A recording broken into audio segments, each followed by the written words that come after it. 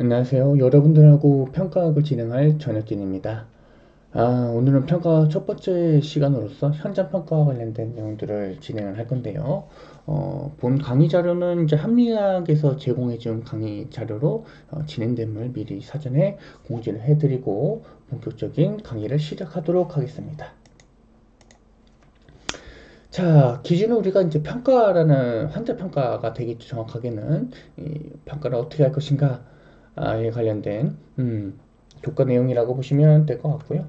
응급구조 사역이 필요한 평가 역량 같은 경우에는 역학과 병태 생리학을 이용한 지식으로 현장과 환자 평가 결과를 통합하여 현장 상황 진단한다라고 보시면 되겠습니다. 그리고 이 과정은 평가를 수정하고 처치 계획을 세우기 위해 인성적인 근거에 따라 간별진단 목록 개발에 나가는 것을 포함하게 된다라고 설명을 해주고 있는데 이제 뭐 어려운 내용들은 아닐 거고요. 여러분들이 보실 때 어, 여기 보셔야 될 것이 이제 병태생리학을 이용한 지식으로라는 말이 있을 겁니다. 이게 무슨 말이냐면 우리가 기본적으로 기초의학을 알고 있는 상황에서 평가가 진행되어야 한다라는 이야기가 되겠습니다.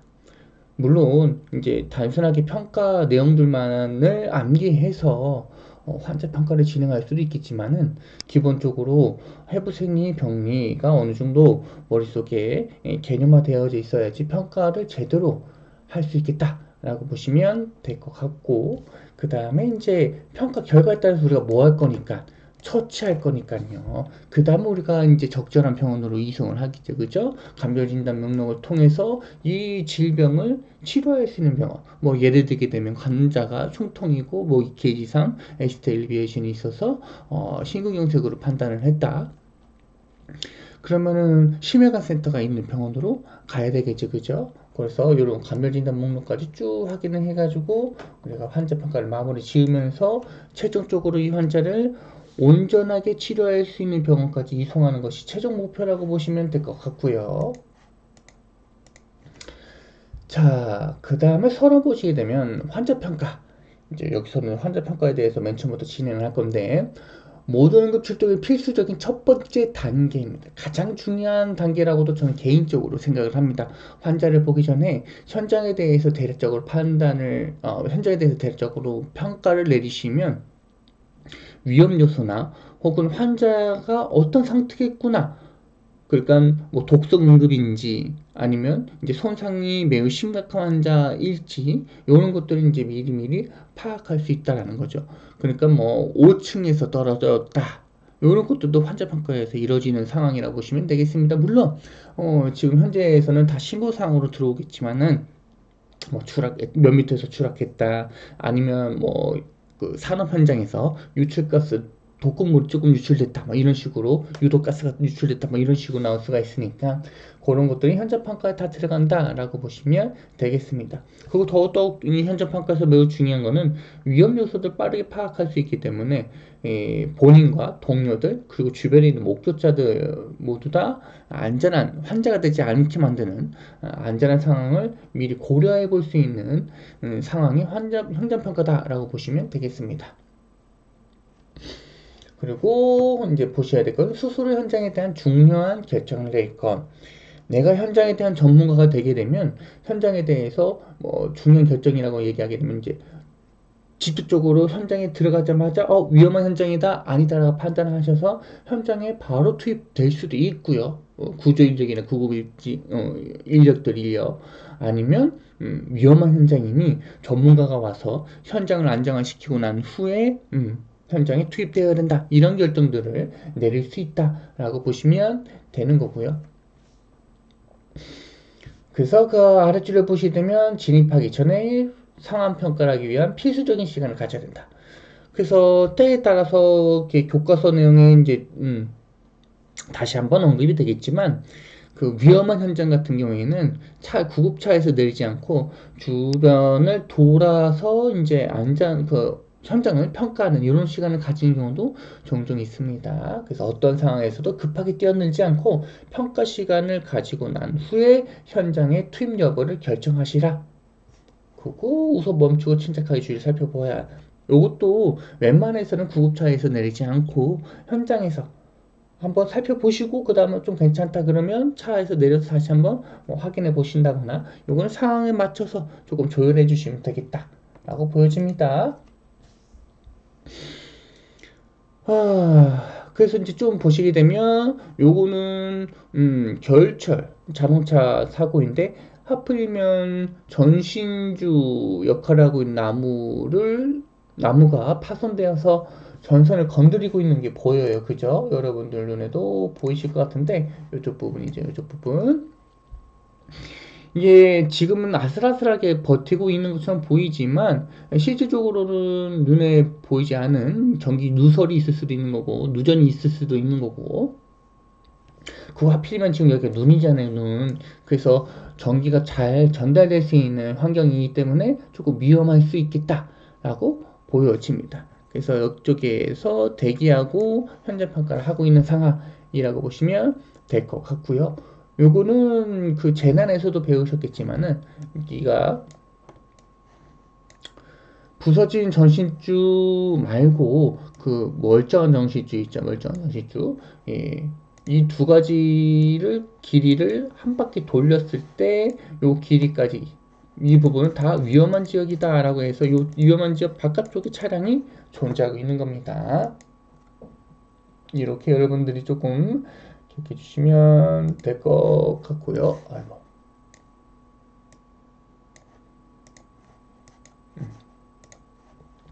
그 다음에 다음 장 넘어가시게 되면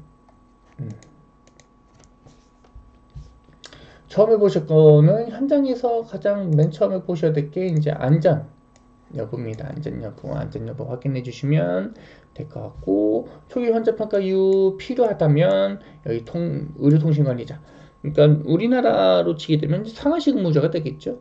상하시 근무자에게 지금 현재 소지하고 있는 장비들 그리고 추가적인 지원이 어떤 지원이 필요할 것인지 그 다음 지금 어떠한 업무를 할 것인지 확인하고 보고를 해줘야 된다라고 설명을 해주고 있어요. 그것도 뭐 하나 보셔야 될 거는 요거 역동적 요거를 이제 역동적이라고 써도 될 것 같고 유동적이다 라고도 설명해 줄 수 있을 것 같습니다. 그러니까 사고 현장에서는 언제든지 변화가 일어날 수 있다. 그러다 보니까 내가 맨 처음에 현장 평가를 했을 때 상황하고 그 추후에 일어나는 상황이 변화되는 상황 때문에 내가 맨 처음 초기에 현장 평가했던 기준이 바뀔 수 있다라는 겁니다. 그러니까 단순하게 얘기하게 되면 현장에서 내가 안전하다고 판단을 내리고 현장에 진입했는데 이런 상황에서요.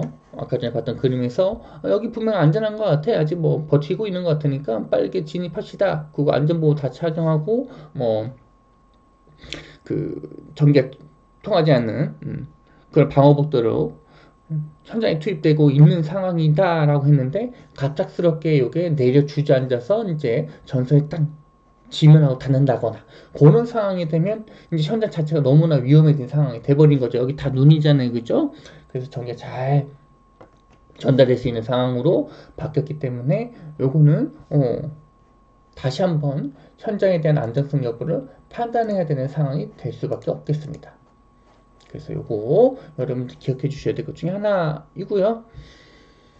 그리고 이제 언제나 다른 교수님들 말씀하시겠지만 자신의 부상이 있지 않도록 주의한다라는 점 가장 중요한 것 중에 하나입니다. 이에 대해서는 뭐 나중에 다시 한번 이야기를 드리면 될 것 같고요. 그리고 현장평가 관련된 시작 부분인데 처음 전화를 받았을 때부터 시작된다. 아까 전에 말씀드렸죠. 신고 전화가 들어오게 되면 무엇 때문에 신고를 했다라고 본인이 설명할 거기 때문에 거기에 중요한 정보들이 되게 많습니다. 그래서 뭐 사고 기전도 대략적으로 설명할 수 있고요. 사고 현장에 대해서 이제 고속도로인지 아니면 집안인지 아니면 공공장소인지 다 알 수가 있는 거잖아요. 그죠? 그런 것들도 이제 미리미리 사전에 파악할 수 있는 것이 신고 단계다라고 보시면 될 것 같고요.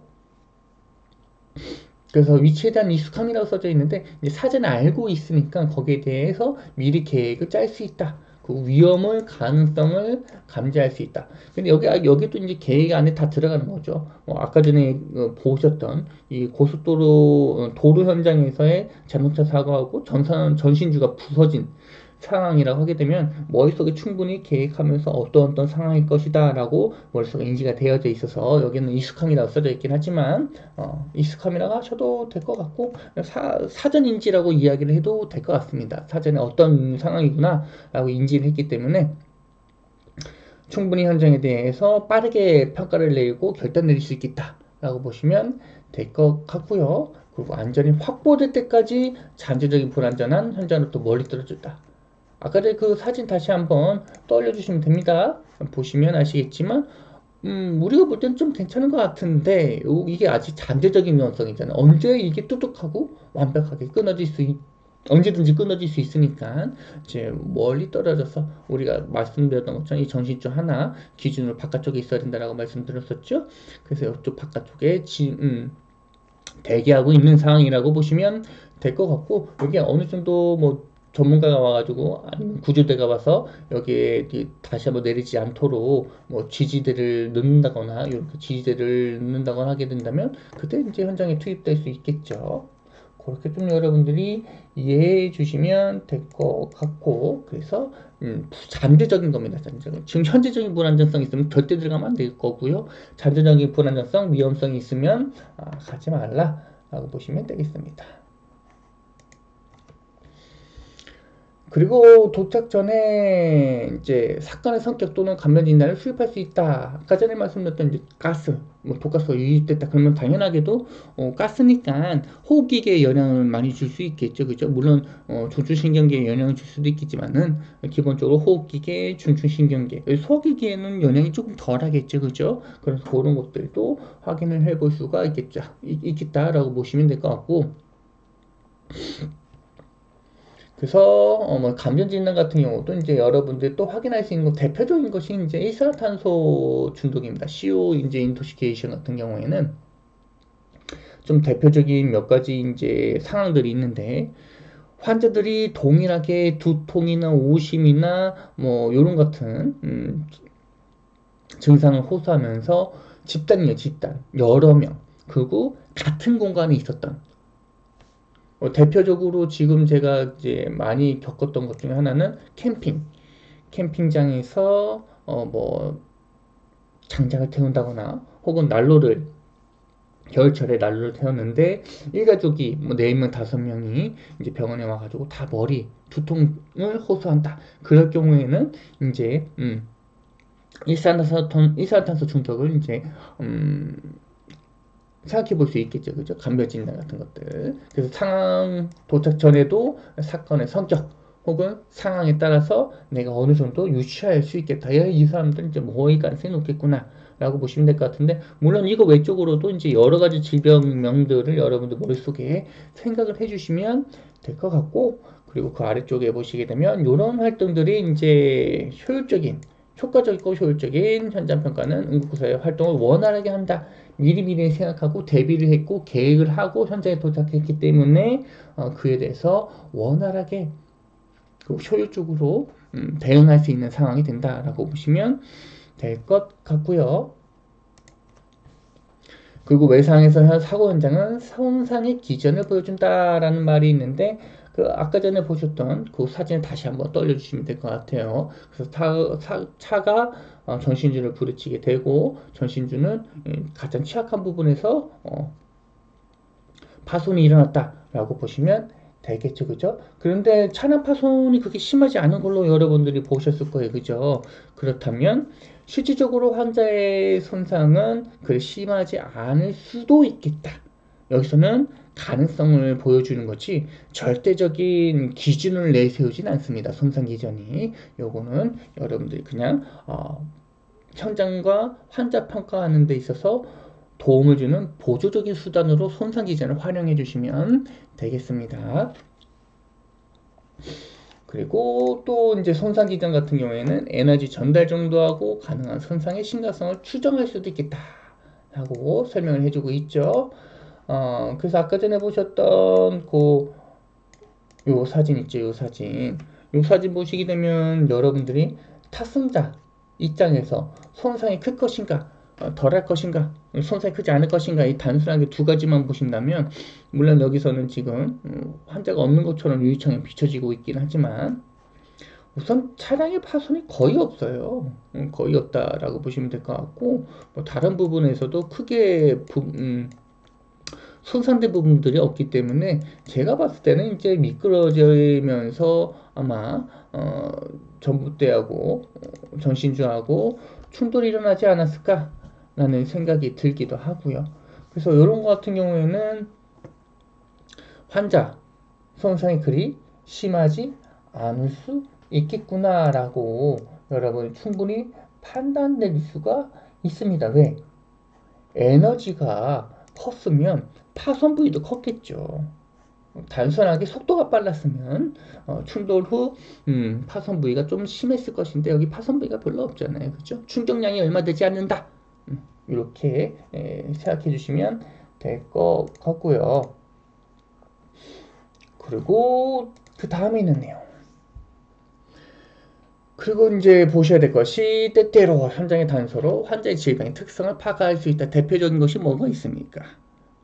음독 환자가 되겠죠. 그죠? 환자가 쓰러져 있는데 그 옆에 뭐 농약병이 뚜껑이 열린 채로 돌아다니고 있다라고 하게 된다면 충분히 이제 어떤 상황이겠구나라고 판단을 내릴 수가 있습니다. 그 모든 감각을 동원하는 법을 알아야 한다라는 말이 있는데 당연하게도 우리가 의학적으로 보게 되면 오감이 있겠죠, 오감. 그래서 현장에 갔을 때 뭐 맥힌 냄새, 아니면 환자에게 나타나는 이상한 그 메탄 이상한 냄새 같은 것들. 그럼 환자의 질병이나 혹은 환자의 숨쉴 때마다 나오는 이 냄새를 가지고 몇 가지는 조금 추정할 수도 있습니다. 뭐 대표적으로 얘기할 수 있는 것이 이제 그 DKA, 당뇨병성 케톤상장, 이런 것들이 이제 환자의 이 호흡기에서 나타날 수 있는 특별한 냄새라고 보시면 될 것 같고요. 그 외적으로도 대표적으로 우리가 확인할 수 있는 것이 시각 정보가 되겠죠. 그죠? 환자의 피부색이라든지 아니면 주변 상황, 여기는 현장 평가에 대해서는요.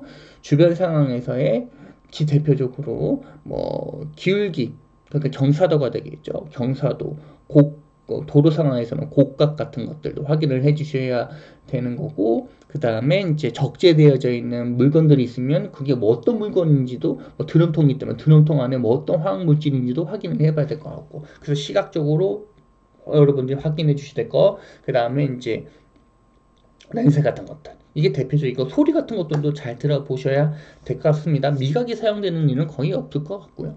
그리고 이제 비과학적이긴 하지만 우리가 흔히 얘기하고 있는 육감이라는 것이 있잖아요. 제 여섯 번째 감각. 직관적으로 경험이 너무 많아서 현장이 그냥 나도 잘 모르겠는데 너무 위험할 것 같다 라는 생각을 가지고 접근하시는 분들도 종종 있고요. 이거는 제가 뭐라고 이야기할 수는 없겠지만 경험이 좀 쌓이면 그런 것도 있을 수도 있겠다. 과학적으로 설명할 수는 없습니다. 그리고 보시게 되면 당연하게도 언제든지 현장은 유동성이 있기 때문에 주변을 계속 확인을 해 주셔야 되겠다. 그리고 변화나 경고가 있으실 경우에는 즉시 조치 전략을 변경할 수 있도록 준비하고 있어야 된다라는 점. 그러니까 매우 극도의 스트레스 상황이라고 보시면 되겠죠. 아까 전에 봤던 그런 환경에서는 엄청나게 큰 스트레스 상황은 아닐 것 같아요. 근데 뭐 건물 붕괴가 이루어지고 있는 상황, 지진으로 인해서 그래서 현장에서 막 구조하고 있는데 뭐 추가적인 여진이 가능성이 있거나 아니면 건물 안전 진단을 통해서 추가 2차 붕괴가 일어날 수 있다라는 상황이 됐을 때 구조대원을 빠르게 바깥으로 뺀다거나 뭐 그런 것들이 있을 수 있기 때문에 매우 극도의 스트레스 상황이기도 하고 매우 예민하게 반응해야 되는 상황이기도 합니다. 내가 몇 초 단위가 될 수도 있어요. 몇 초 조금 지시를 늦게 내렸는데 그 때문에 이제 구조대원이 매몰될 수도 있는 상황이기 때문에 그래서 그런 것들도 조금 기억해 주시면 좋을 것 같고요. 그 다음에 표준주의 지침, 요거 이제 옛날에는 BSI라고 이야기했던 것 같아요. 인체 분비물 격리 뭐 이런 식으로 이야기를 했던 것 같긴 한데 환자로부터 나를 보호하는 감염병으로부터 보호하는 것들, 그리고 요게 이 본인이 가지고 있는 정상적인 사람에게 가지고 있는 내가 가지고 있는 질병으로부터 환자를 하기도 합니다. 그러니까 서로 서로를 보호하기 위해서 하는 주의 지침이다 라고 보시면 될 것 같고,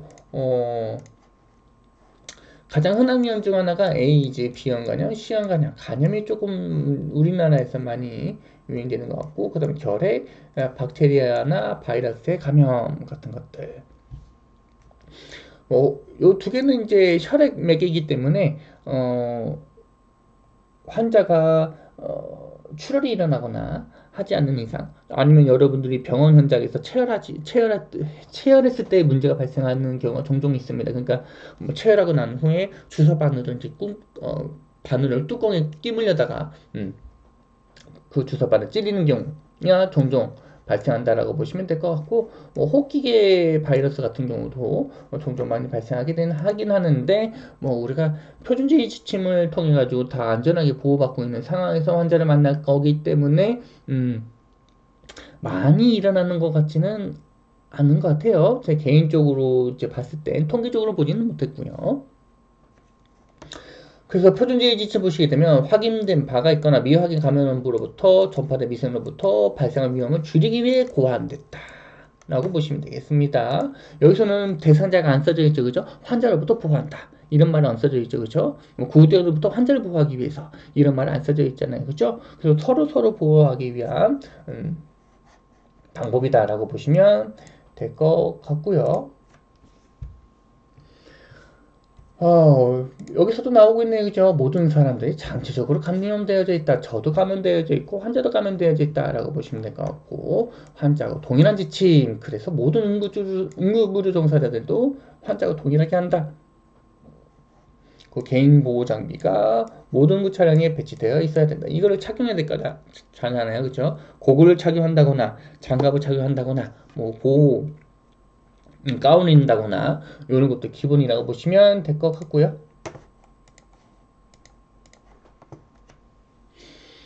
보호 장비에서는 뭐 여기 써져 있는 것처럼 마스크, 뭐 장갑, 뭐 이런 것들이 있겠구나라고 보시면 되겠습니다.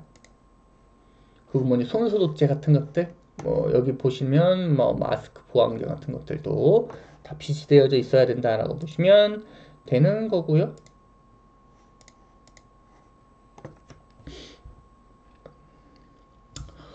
마스크 보시게 되면 이제 환자가 쓰고 있는 마스크하고 이제 그 응급의료 종사자가 쓰는 마스크하고 조금 다르긴 한데요. 여기서 써져 있는 것처럼 수술용 마스크를 썼대요. 수술용 마스크 조금 더 감염으로부터 더 많은 보호를 받을 수 있는 상황이라고 보시면 될 것 같고, 그 다음에 표준의료 지침.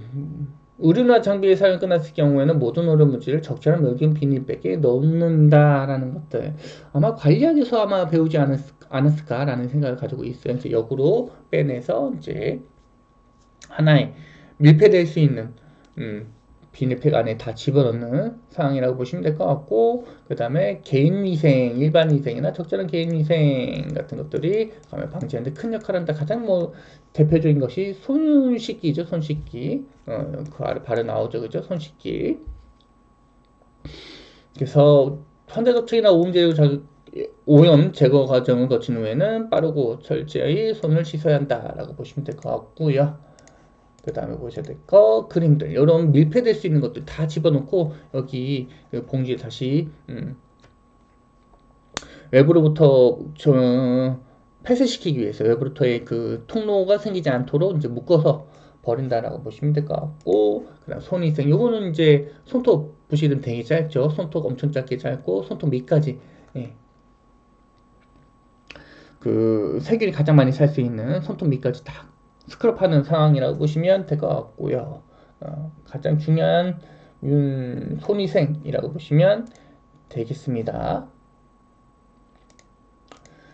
그리고 현장 안전 관련된 내용들이 이제 있을 건데 이 부분은 다음 시간에 이어서 진행하도록 하겠습니다.